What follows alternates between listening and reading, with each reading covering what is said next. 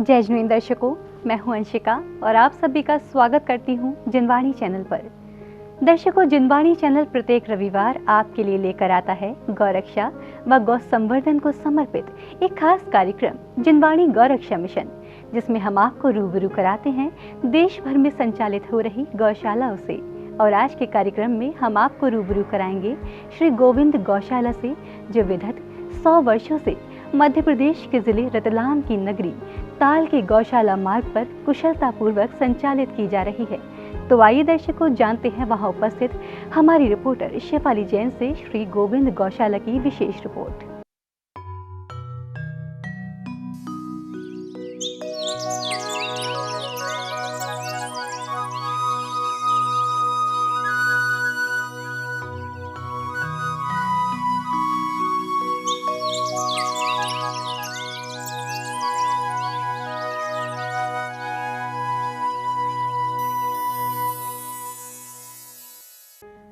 जय जैन दर्शकों, मैं शेफाली जैन और आप सभी सम्मानित दर्शकों का हार्दिक स्वागत है हमारे विशेष कार्यक्रम जिनवाणी गौरक्षा मिशन में। दर्शकों, जैसा कि आप सभी को ज्ञात है, इस विशेष कार्यक्रम के माध्यम से हमारी जिनवाणी चैनल की टीम आपके लिए लेकर आती है देश भर में संचालित हो रही गौशालाओं की विशेष जानकारी।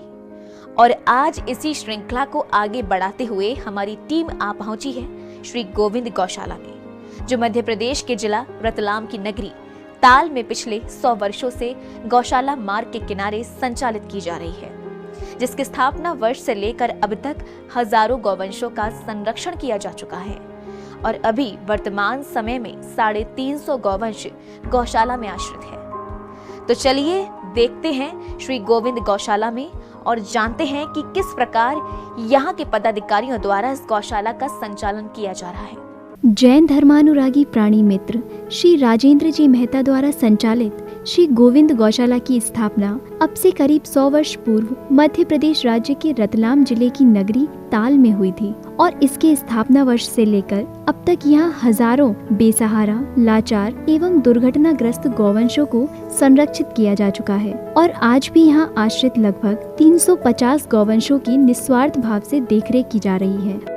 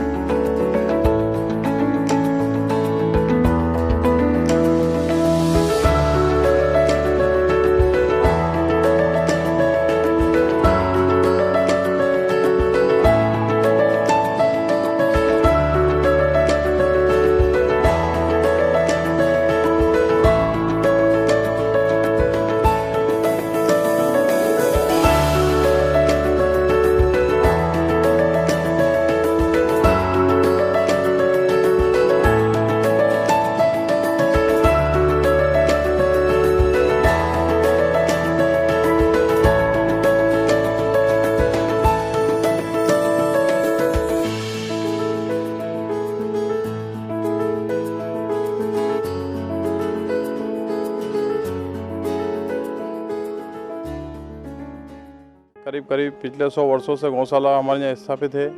हर अमावस्या पुन्नम को हम यहाँ पर गौवंश को चारा वगैरह, खल वगैरह डालते हैं और सभी लोगों का अच्छा सहयोग रहता है। यहाँ पर सभी लोग मिलजुल कर काम करते हैं। दर्शकों, श्री गोविंद गौशाला में पशुओं के रहने के लिए कुल 6 टीन शेड्स निर्मित किए गए हैं, जिनमें पशुओं के खाने हेतु नांदे, पंखे, लाइट्स जैसी हर एक प्रकार की सुविधाएं समिति द्वारा उपलब्ध कराई गई है। वहीं गौशाला में बीमार व घायल पशुओं का भी पूरा ध्यान रखा जाता है, जिनके रहने के लिए गौशाला में अलग से कमरा भी बनाया गया है। प्राणियों की मात अहिंसा, जन स्वर की लय हो, गौ तारक विद्यासागर गुरुवर की जय हो, गुरुवर की जय हो, गुरुवर की जय हो। गौ तारक विद्यासागर गुरुवर की जय हो।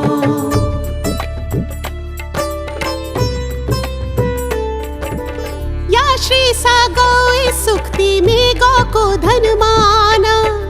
हे मानव तुम दिल दिमाग में इसको अपनाना।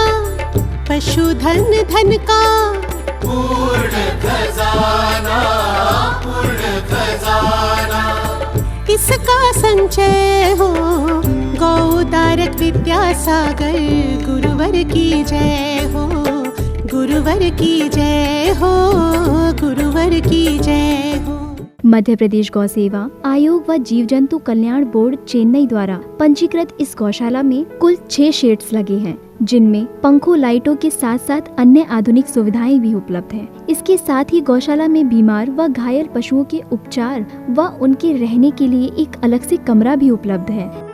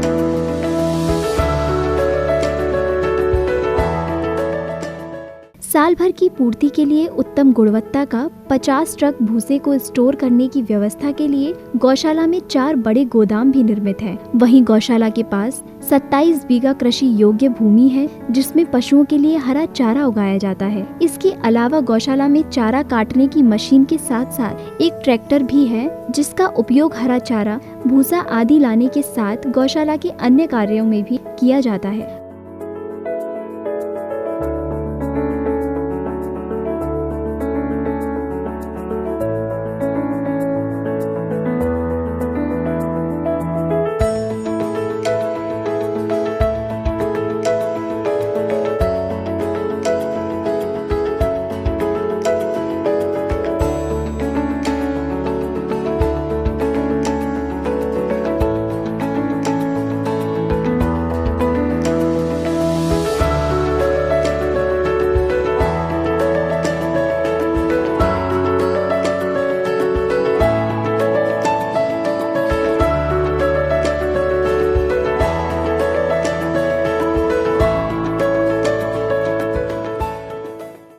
मैनेजर का काम करता हूँ। मेरे अंडर में 7 कर्मचारी है।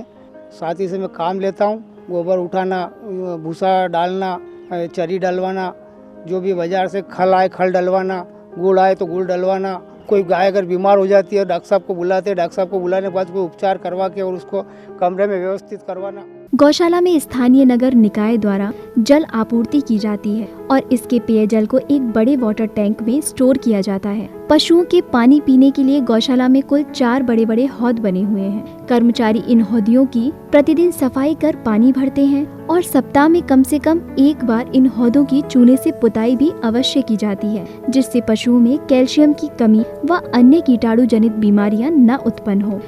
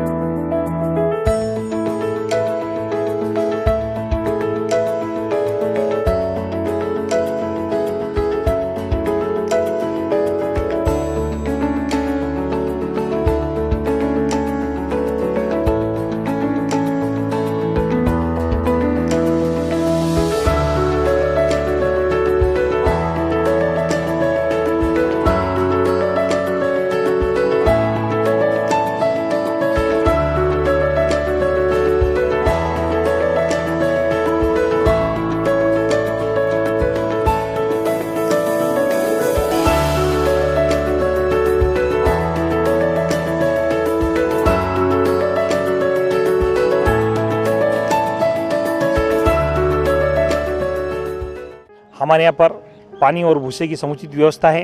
पानी की व्यवस्था पर हमारे यहाँ 2 बड़े बड़े हौद बने हुए हैं। इन हौदों की हर एक दिन छोड़कर सफाई होती है। पानी के लिए नगर पालिका की मेन पाइपलाइन से हमें कनेक्शन दिया गया है, जिससे हम ज़मीन के अंदर वाटर टैंक बना रखा, उसके अंदर हम पानी स्टॉक करते हैं। भूसे के लिए हमने 3 बड़े बड़े गोदाम बना रखे हैं। इन गोदामों में हम भूसा खरीदते हैं और दान का भूसा भी हमारे यहाँ आता है। इसके अलावा हमारे पास गौशाले की ज़मीन है, जहाँ से चारा कटकर भी आता है। हम चारा भी गौवंश को देते हैं। और हमारी 24 बीघा ज़मीन खेड़ी में है, जहाँ पर हम बरसात में हरा चारा बोते हैं। पूरी बरसात गौवंश वहाँ से रोज़ 1 ट्राली 2 ट्राली कटकर आता है। हम गौवंश को हरा चारा खिलाते हैं। गौशाला में दुर्घटनाग्रस्त व बीमार पशुओं के लिए जरूरत की सभी दवाइयाँ हमेशा मौजूद रहती हैं और इसके साथ ही यहाँ आश्रित सभी गौवंशों की स्वास्थ्य जांच, टीकाकरण, डिवार्मिंग आदि सभी कार्य पशु चिकित्सकों द्वारा नियमित रूप से किए जाते हैं।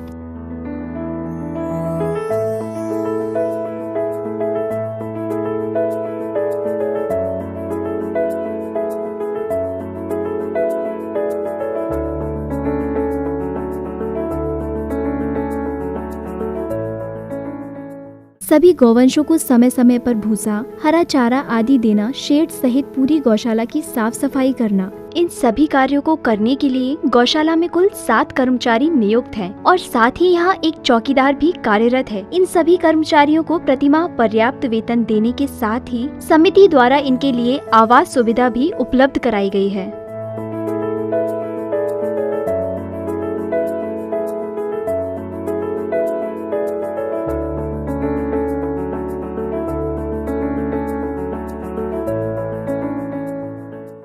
पास के गांव बामनखेड़ी से आता हूं 8:45 बजे डेली, और सभी मिलकर हम गाय को उठाते, जो बैठी हुई रहती है उनको नहीं खड़ा होता है उनको उठाते हैं। और जो कावड़ की रोटी आती है हम रोटी डालते हैं सुबह में। उसके बाद में सब साफ़ सफाई करते हैं सब मिल के।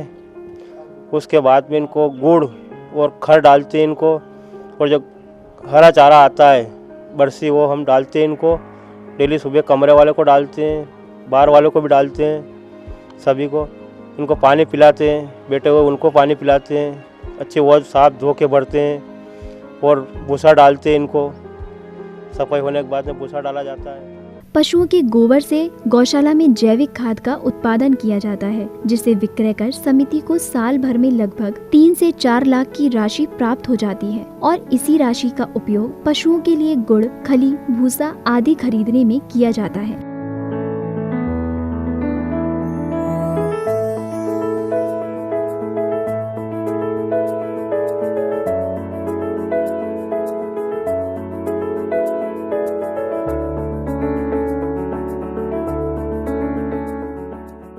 गौशाला को सरकारी संस्थाओं एवं समाज द्वारा गौशाला के संचालन के लिए वित्तीय अनुदान प्राप्त होता है, तो कागजी कार्यवाही और विविध प्रबंधकीय कार्यों के लिए गौशाला में एक कार्यालय भी बना हुआ है। गौशाला की प्रबंध समिति आय व्यय के अभिलेखों को तैयार कर सीए द्वारा विधिवत उनका ऑडिट करवाती है।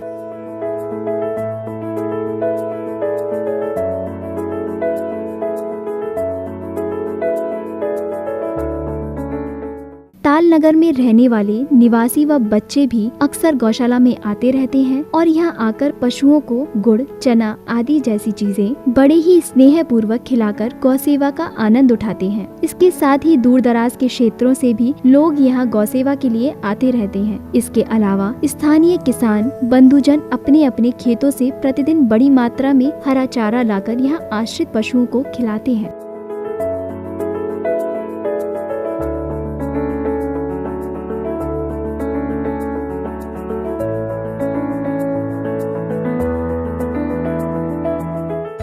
मैं कल भी बरसी लाया था और आज भी लाया था गौशाला के लिए, गौ को खिलाने के लिए।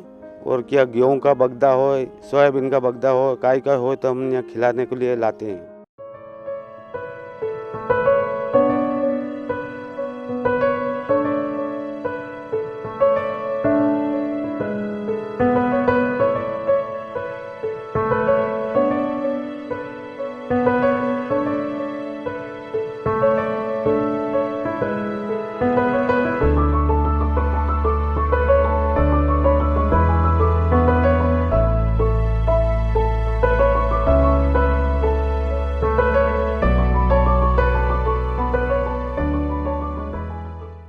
दर्शकों, गाय का यूं तो पूरी दुनिया में ही महत्व है, परंतु भारत के संदर्भ में बात की जाए तो प्राचीन काल से गौवंश भारत की अर्थव्यवस्था की रीढ़ रही है और यहाँ तक कि वैदिक काल में गायों की संख्या व्यक्ति की समृद्धि का मानक भी हुआ करती थी। शायद इसलिए हमारे बड़े बूढ़े अक्सर हमें ये बताया करते हैं कि गौपालन व गौसेवा करना हमारा नैतिक कर्तव्य है और हमें इस कर्तव्य को कभी नहीं भूलना चाहिए। दर्शकों, मुझे ये कहते हुए अत्यधिक प्रशंसा होती है कि श्री गोविंद गौशाला को गौसेवा व गौपालन करते हुए 100 वर्ष हो चले हैं और मेरी पूरी उम्मीद है कि आगे भी इसी तरह श्री गोविंद गौशाला गौसेवा करती रहेगी।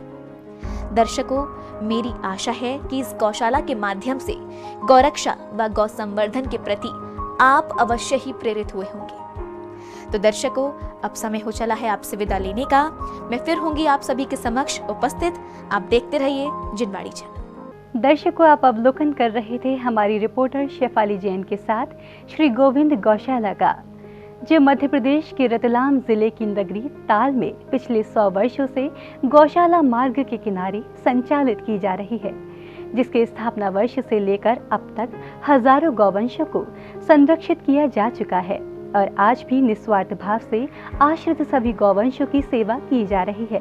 तो दर्शकों, अब समय हो चला है आपसे विदा लेने का। अगले रविवार हम पुनः उपस्थित होंगे जिनवाड़ी गौरक्षा मिशन के साथ। तब तक के लिए मुझे दीजिए आज्ञा और आप देखते रहिए जिनवाड़ी चैनल। जय जिनेंद्र।